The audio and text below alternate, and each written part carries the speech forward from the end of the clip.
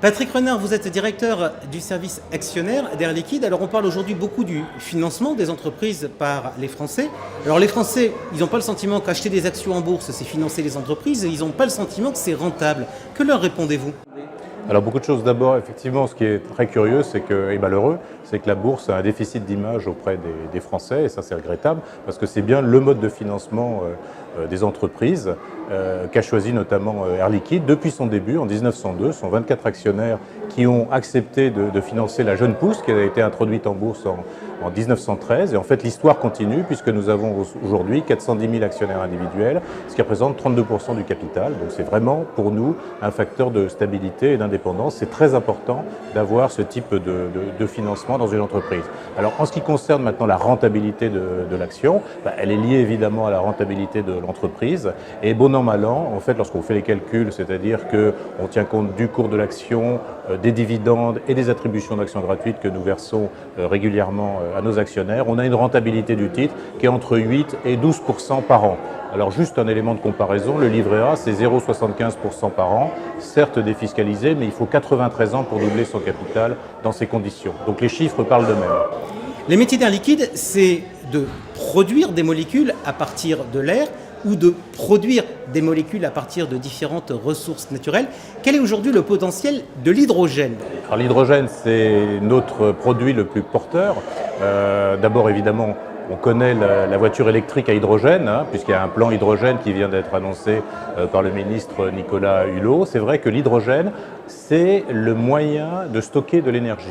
C'est-à-dire que jusqu'à présent, on n'avait que les batteries qui ont un certain nombre d'inconvénients. En fait, l'hydrogène énergie, c'est la possibilité de stocker pendant des mois, voire des années, de l'électricité et de refournir ensuite de l'électricité au travers d'une pile à combustible. Donc on va vers un monde où des énergies propres, des énergies renouvelables seront stockées, produites, puis stockées sous forme d'hydrogène et ensuite retransformées en électricité. C'est un potentiel absolument énorme. On estime que, et c'est une étude de McKinsey, que pour tenir l'objectif de réchauffement climatique limité à 2 degrés, en 2050, 20% de l'objectif de réduction des émissions de CO2 peut être réalisé en utilisant l'hydrogène énergie. Ça représente 30 millions d'emplois créés et un chiffre d'affaires hydrogène de 2500 milliards d'euros.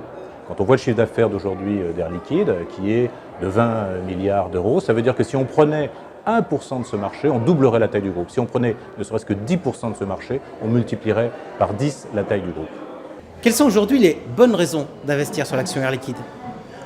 Alors les raisons de s'intéresser à Air Liquide, évidemment, c'est d'abord le sens, l'aventure de cette start-up qui a maintenant 116 ans, mais qui continue à innover constamment. On a parlé de l'hydrogène, mais il y a bien d'autres sujets d'innovation dans la santé, autour de la révolution numérique et digitale. Donc déjà une start-up.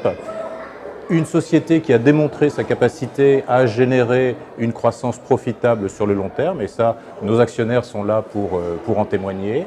Une stabilité, notamment du management.